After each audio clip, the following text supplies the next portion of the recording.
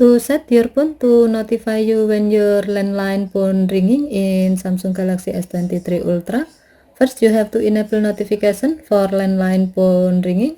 To do so, swipe down the top of the screen and then tap setting icon. Scroll down the screen to find accessibility.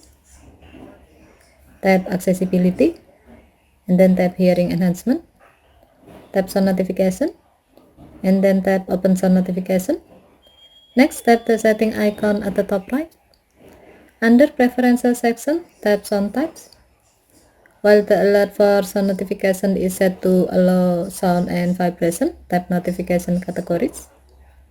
Scroll down the screen.